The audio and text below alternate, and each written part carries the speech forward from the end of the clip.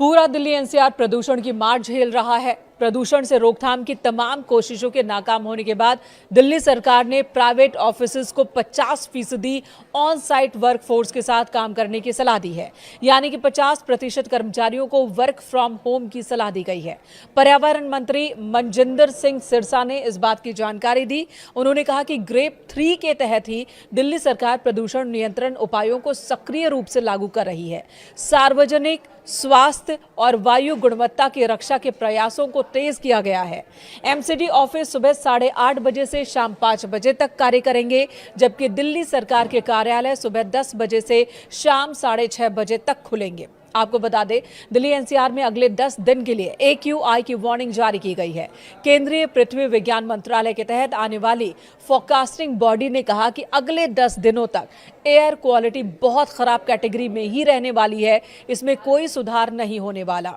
जिसके बाद decision support system यानी कि DSS के मुताबिक दिल्ली के PM 2.5 लेवल में अलग अलग पॉल्यूशन सोर्स की जानकारी मिली है।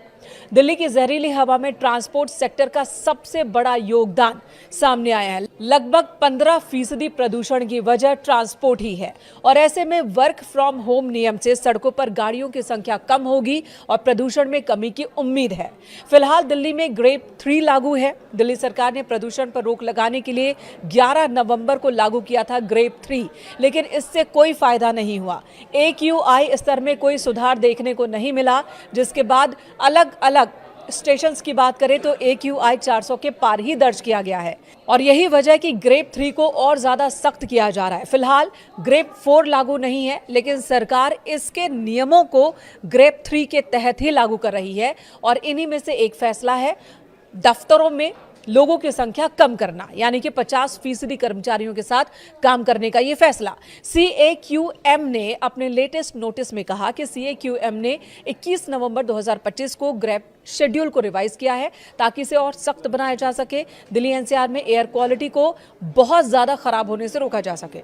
सुप्रीम कोर्ट के प्रपोजल को मंजूरी देने के बाद यह फैसला लागू किया गया है और इसके तहत गैर जरूरी निर्माण कार्यों पर रोक लगाई गई है। खुदाई और BS4 वाहनों पर पहले से ही प्रतिबंध है। नियमों को और सख्त किया जा रहा है। ऑफिसेज को भी ये कहा गया कि चाहे वो प्राइवेट हो या सरकारी दफ्तर, वहां 50% वर्कफोर्स के साथ ही काम करें।